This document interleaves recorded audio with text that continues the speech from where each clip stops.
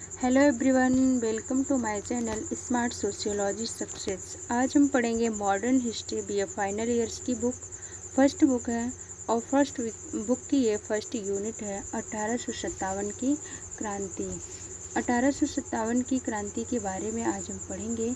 इसमें इसकी पृष्ठभूमि और इसके स्वरूप आदि को देखेंगे, जिसमें किस आधार पे या क्यों 1857 की क्रांति क्यों हुई थी, 1857 की क्रांति के क्या कारण थे और यह किस किस किस क्षेत्र तक फैली हुई थी। इन सारी चीज़ों को हम अपनी वीडियो के माध्यम से समझेंगे और पॉइंट ऑफ व्यू के हिसाब से अगली वीडियो में इसको पढ़ेंगे।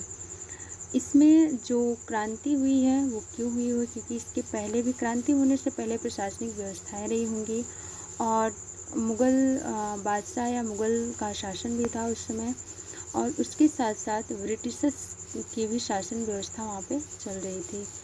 बट 1857 की क्रांति जो है, इस क्रांति को अन्य नाम भी दिए गए हैं जो हम स्वरूप के माध्यम से पढ़ेंगे। इस क्रांति का क्या स्वरूप रहा है।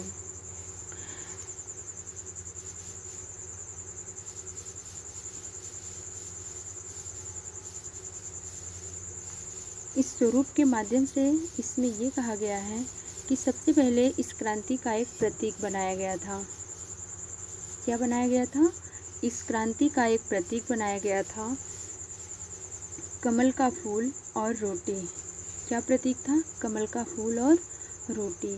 इसके बाद जब स्वरूप की बात हम करेंगे तो इसमें ये था कि कुछ लोग इसको 1857 का विद्रोह कहते हैं, कुछ लोग 1857 की क्रांति कहते हैं और कुछ लोग भारत का प्रथम स्वतंत्रता संग्राम कहते हैं, और इसके साथ साथ कुछ लोग इसको सैनिक विद्रोह के नाम से भी पुकारते हैं। तो ये सारे नाम दिए गए इसको, जिसकी वजह से इसको एक वास्तविक रूप नहीं दिया जा सका है कि यह क्या था। तो कहीं पर जो इसको कहा गया भारत का प्रथम स्वतंत्रता संग्राम, इसको वी.डी. सावरकर ने बताया हुआ है कि यह भारत का प्रथम स्वतंत्रता संग्राम था, क्योंकि भारत की आज़ादी के लिए उठाई गई यह पहली आवाज़ थी जिसका आह्वान एक क्रांति के रूप में किया गया। अब इसे हम देख लेते हैं। सबसे पहले क्रांति क्या है, क्रांति किसे कहते हैं। क्रांति किसे कहते हैं? तो जब किसी भी क्षेत्र में परिवर्तन जो होता है, यदि वो धीरे धीरे होता है तो उसको हम परिवर्तन कहते हैं, और जब वही परिवर्तन अचानक से और जल्दी जल्दी बहुत ही तीव्र गति में होने लगे तो हम उसको क्या कहते हैं? क्रांति कहते हैं। तो 1857 की जो क्रांति हुई थी उसमें ना कोई संगठन था, ना कोई दल था, ना कोई समूह, ना कोई समुदाय। जिसको जहाँ पे लगा हुआ वहीं पे आंदोलन क्रांति करने लगा। इसलिए इसको बहुत जल्दी और तीव्र गति अचानक से होने के कारण इसका नाम दिया गया 1857 की क्रांति। यहाँ पर ब्रिटिश इतिहासकार सैनिक विद्रोह की संज्ञा देते हैं और इसको सैनिक विद्रोह के साथ साथ हिंदू व मुस्लिमों का एक कॉमन षड्यंत्र भी बताया गया है। और ये जो है एक भारतीयों के द्वारा कहा गया कि यह महान क्रांति प्रथम स्वतंत्रता संग्राम या फिर राष्ट्रीय आंदोलन की एक आवाज़ है। इस प्रकार अगर हम भारतीय इतिहासकारों की बात करें तो भारतीय इतिहासकारों ने इसकी अलग संज्ञा दी है, और ब्रिटिश जो इतिहासकार हैं उन्होंने, यानी विदेशी इतिहासकारों के द्वारा अलग संज्ञा दी गई है। तो स्वरूप में यही है कि इसको क्या स्वरूप दिया जाए, इसमें काफ़ी विवाद है और काफ़ी इतिहासकारों के द्वारा अलग अलग नाम दिए गए हैं। 1857 की क्रांति के समय अगर हम देखें तो उसमें प्रधानमंत्री कौन था? तो प्रधानमंत्री जो थे पारमिस्टर्न थे, जो ब्रिटेन के थे, और भारत के गवर्नर जनरल उसमें कौन थे? तो लॉर्ड कैनिंग थे। और उसमें मुग़ल बादशाह कौन था? बहादुर शाह द्वितीय या फिर बहादुर शाह जफ़र, जो मतलब कि मुग़ल वंश का अंतिम बादशाह भी कहा गया है इसको, बहादुर शाह जफ़र या फिर बहादुर शाह द्वितीय को। तो इनकी प्रशासनिक व्यवस्थाओं में 1857 की क्रांति जो है वो हुई थी। अब देख लेते हैं क्यों हुई थी, 1857 की क्रांति क्यों हुई।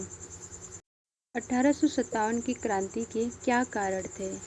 राजनीतिक कारण, आर्थिक कारण और सामाजिक एवं धार्मिक कारण, सैनिक या तात्कालिक कारण थे। अब अगर हम देखें, बस पृष्ठभूमि के रूप में देख रहे हैं और आगे बढ़ेंगे हम।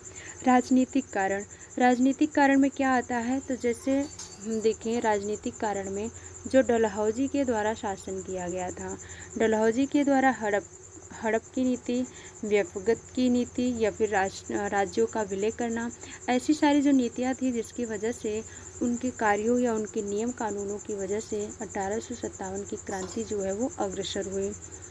और आर्थिक कारण में देखिए, आर्थिक कारण में क्या था, आर्थिक कारण में हम कह सकते हैं जैसे करों में वृद्धि करना, उद्योग, कृषि, इन सब के मतलब कि बदले में अगला प्रयास करना, या फिर जो ईसाई मशीनरी, धार्मिक कारण में धार्मिक कारण नहीं, इसमें उद्योग धंधे आ जाएंगे, करों में वृद्धि आ जाएगी, जिससे निम्न किसान वर्ग जो है वो क्रांति करने लगे। तो ये सारी चीज़ें इसमें आएंगी। और सामाजिक एवं धार्मिक कारण में, अब सामाजिक में जैसे यहाँ की परंपराओं प्रथाओं को बदलना, और या जैसे सती प्रथा, बाल विवाह आदि पर आवाज़ उठाना, ये था। धार्मिक में था कि ईसाई मशीनरी जो आए थे उनको यहाँ पे स्वीकृति देना, ये हो जाएगा। सैनिक और तात्कालिक कारण जो है, सैनिक कारण में जैसे सैनिकों को बहुत दूर दराज भेजना, और वैसे अगर हम सैनिक और भारतीय और ब्रिटिशर्स अनुपात में देखें तो जहाँ पर 5 सैनिक हुआ करते थे भारतीय, वहाँ पर 1 सैनिक हुआ करता था ब्रिटिशर्स। लेकिन सब में फ़र्क ये था कि भारतीय सैनिक की संख्या ज़्यादा होने के बाद भी उनके पास सीमाएं कम थी और उन्हें बहुत दूर दराज युद्ध के लिए भेजा जाता था, जो समुद्र पार जाने में भारतीय स्वयं को छूत या ऐसा कुछ महसूस करते थे। तो ये भी कारण था, सैनिक भी धीरे धीरे विद्रोह करने लगे क्योंकि थोड़ा बहुत उसमें ज्ञान नॉलेज भी हो चुका था उनको। तो ये सारी चीज़ें हैं। और तात्कालिक में आता है कि जो वो था, तात्कालिक कारण में आता है, तात्कालिक कारण में है वहीं ब्राउन बेस बंदूक जो थी उसको चेंज करना।